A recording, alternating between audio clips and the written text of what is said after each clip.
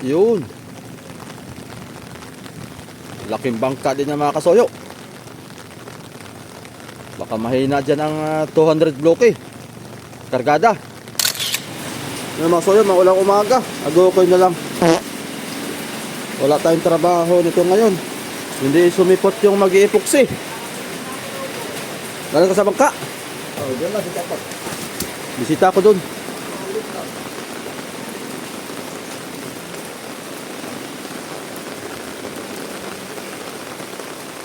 Parang may pag yung ating camera. Punasan muna natin. Mamayang pahapon ako pupunta doon kina Adonis. Update lang tayo dito sa tabi ng playa mga kasoyo. Maghapon ito, mamayang alas 12 ng tanghali ay lalo pang lalakas. Tapos pitsa 7 ng Agosto ay may bagyo. Kaso na nasa malayo pero malakas dito. Malakas ang hatak ng hangin.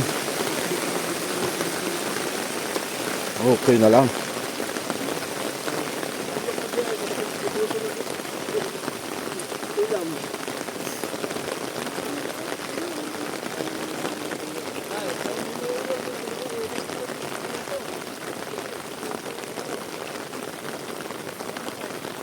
Pangitim.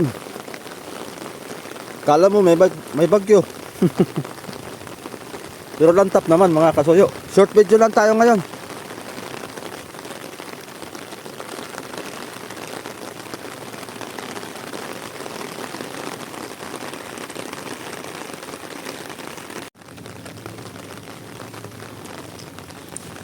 Para may naispatan ako dito mga kasoyo Nakalabas na yung kay Boss Ricky. Yung gawa ni Adonis mga kasoyo, nandito na pala. Ay, mamaya. Pagka meron tayong masakyan, akyat tayo dyan. Dito tayo, lapit-lapitan natin.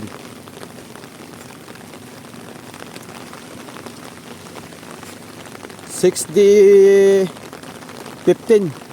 ang makina na yan, kung di ako nagkakamali.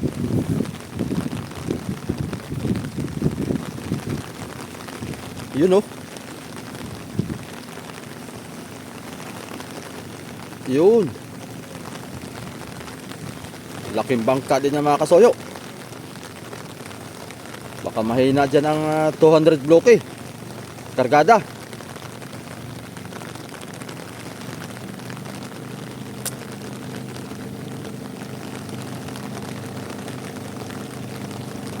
Pinalitan pala ng Paltek yan mga kasoyo. Pinalitan ng Paltek. Kasi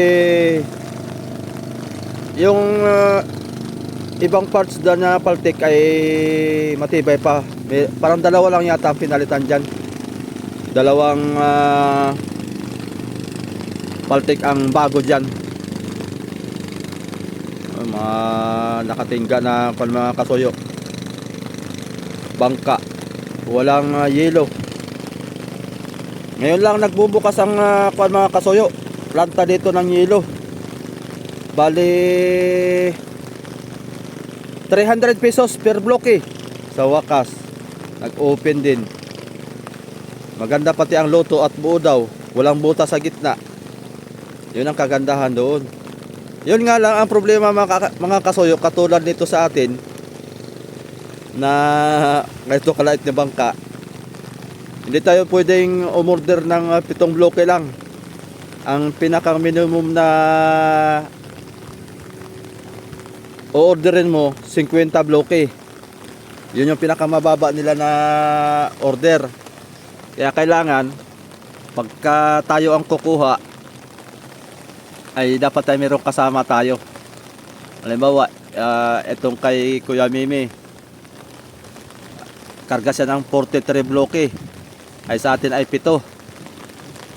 50 bloke, ayun, magbibigay sila. Pero pagka 7 bloke, hindi sila nagbibigay. Kaya kailangan mayroong kasama. Kaya sa ngayon, mapipilitan tayong yun sa kinuha natin ng hilo, doon pa rin. Pero hindi namin naitanong mga kasoyo ni Amigo Vic kung magkano yung bigay nila. Kasi 460 pag sa malayo ay. Malalaman natin mga kasoyo pagka kuha namin ni Amigo. Mangangarga daw sila Amigo ngayon. Hindi ko lang alam kung makakasama tayo kasi pupunta na naman pupunta uli ako ng school. Maghatid ng pagkain. Kaya habol na lang siguro tayo para meron tayong kopya. Isusunod natin doon sa balansihan natin. Ayun oh.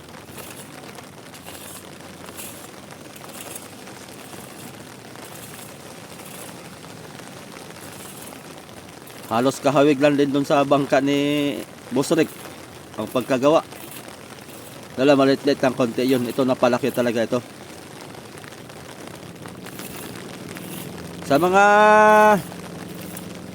nais dyan magkakuan mga kasoyo, nais na magka-interest dyan, PM lang kayo sa akin pagka kursunada yung bangka na ito kasi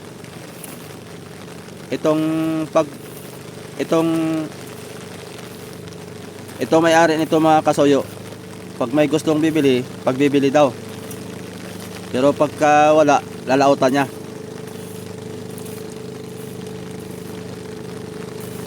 Ganda ng bangka oh.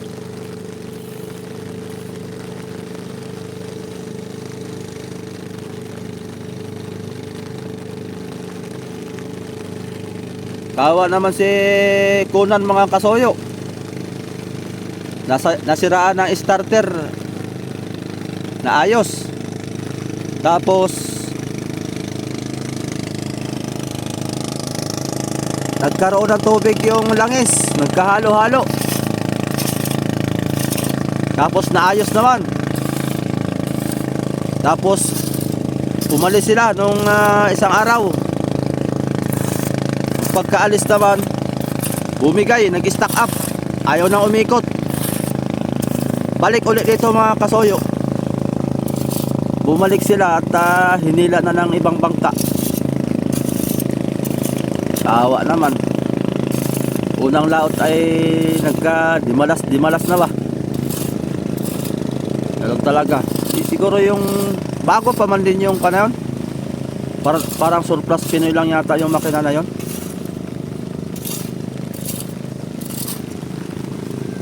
Dito lang muna tayo update mga soyo. Short video lang muna tayo. Tamang pang-upload nitong pang alas 11 natin.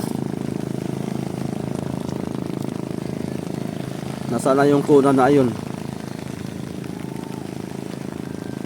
Nakarating na sila ng 10 milyahe yung takbo eh. Tapos biglang namatay daw. Ayaw nang umikot. Ay di hinila na lang ng ibang bangka. Nang humingi na lang ng rescue. Pagkasayangan. Maganda naman ang panahon. Pagpalis sila Amigo mamaya or bukas, sabi niya, mangarga lang muna daw muna ngayon ng yelo tsaka bato. Tsaka lahat ng mga dapat ikakarga.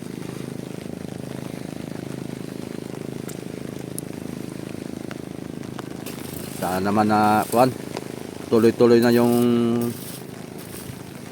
dito mga kasoyo, yung planta ng yelo para dire-diretso ang laot. Tag-ulan na. Tag-ulan na dito sa Quezon.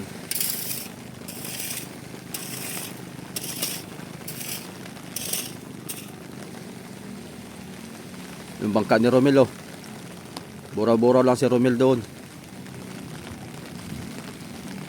Ayaw niya ng lautan sa Pacific mga kasoyo at natatakot siya pag siya lang mag-isa.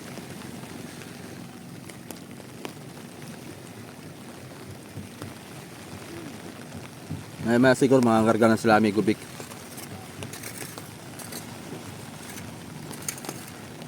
Mga nakatingga na mga bangka dito, walang yelo. Pila-pilang yelo ngayon.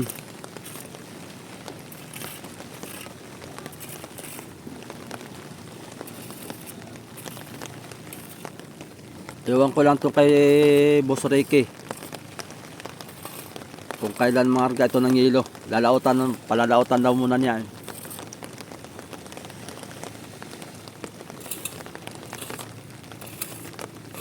Siguro may ibang gagawin pa yan dyan. Pero okay na oh.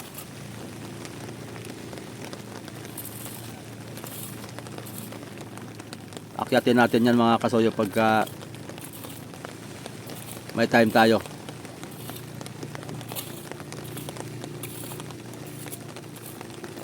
Ganda ng bangka.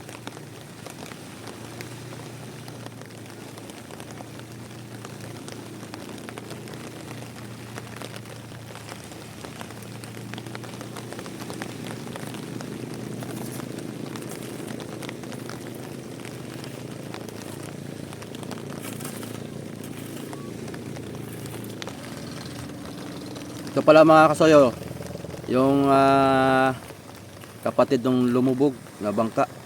Shout out kay Boss Kuan, Suronil family. Yan, ito yung Shakil. Yung nalubog naman yung Sisian. Laking bangka rin to mga kasoyo. Ganda ng forma no. Mahaba. Ganda talaga ng mga bangka na mahaba ba.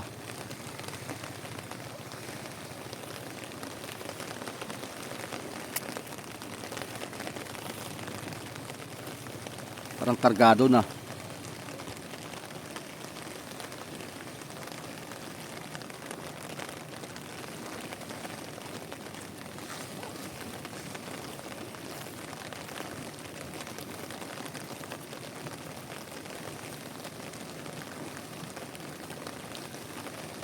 Wala na yung John Paul dito.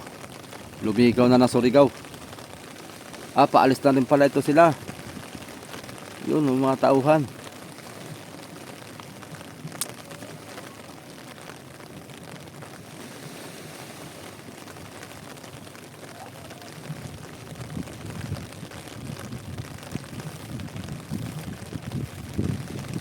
Yun lang mga kasoyo, tamang update lang tayo.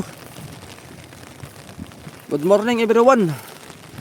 Abang-abang lang tayo sa magiging sunod nating upload. Siguro mamaya pupunta ako doon kay Adonis kung nagawa sila.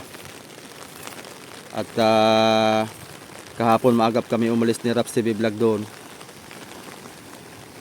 Baka nalagyan na nila ng batangan yung doon sa may engine room.